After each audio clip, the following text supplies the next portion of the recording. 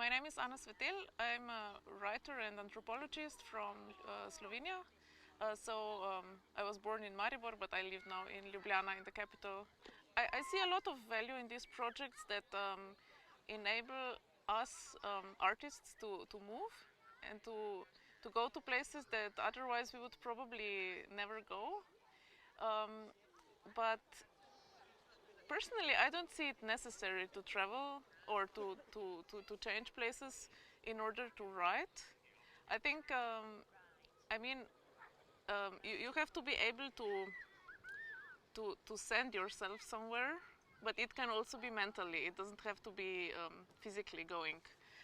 So in a sense, like physically going is maybe a bit easier because it's kind of it forces you to move mentally as you move physically and as you change places. But yeah, to be honest, I don't see it as absolutely necessary step. And of course, there are many artists and many writers who were doing great stuff and didn't move in their life more than a few miles. So yeah, I see it as a bonus. It's interesting to see how this kind of residencies and travels influence.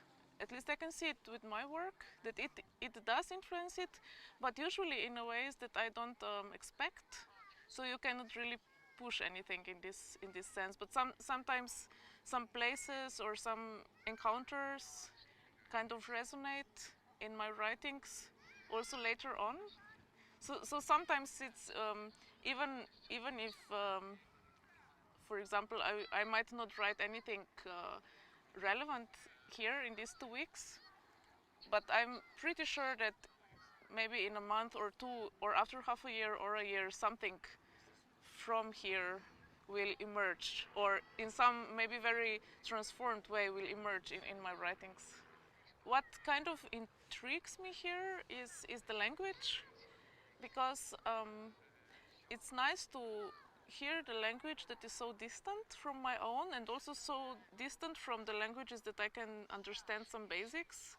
But here I really don't understand anything, so it's so much more that I'm only listening to the sounds, and the way it sounds to me is so extremely pleasant to my ears. Just this kind of oral landscape of the place is beautiful. So this is probably the most important point of being here, is this beauty of just listening without understanding. And of course, poetry is so much not just about meanings but also about sounds. It's kind of close to music, and to be able to be surrounded by the language that you absolutely cannot rely on any kind of understanding, but you just kind of are driven into this sound is very, very beautiful.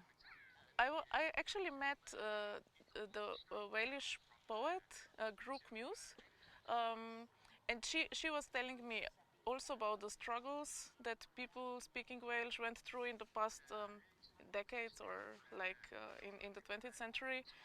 And I'm also coming from a small language. Like Slovenian is also spoken just by 2 million people. So some of the things that she was telling me, I could understand, or were in part similar to some other historical periods, but there are some similarities that I can see. So this, and then also this very living literary tradition here is something very interesting. I would love to learn more about it. So I just have these bits and pieces of information. I think one of the co-organizers or partners of this project is Slovenian Writers Association, and I'm a member of this association. So it was, so I saw a call and then I applied. I didn't think much. And I also, if I'm not mistaken, it was also addressing to younger, if I can say younger writers. So yeah, that's why I applied. And all the countries participating were interesting enough for me to go. So I also knew that wherever I will be sent to, it will not be a horrible place for me to be. one reason why I think it's good for me to be here is not actually literary, but more academic, because I'm working on my PhD now intensively, so I will also do it here. I mean, it is writing, but it is not necessarily creative writing in this sense.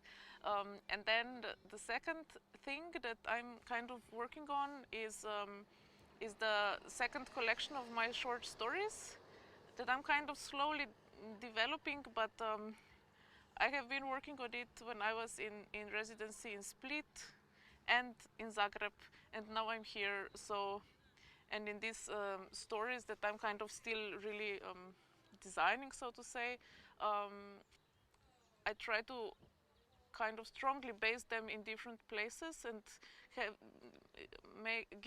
give them this really kind of specific place, flavor of a specific place. So this is perfect to kind of write this kind of collection that is very place-based. So this is one thing. While speaking of poetry, my book just came out in February, my second book of poetry, so it's pretty fresh.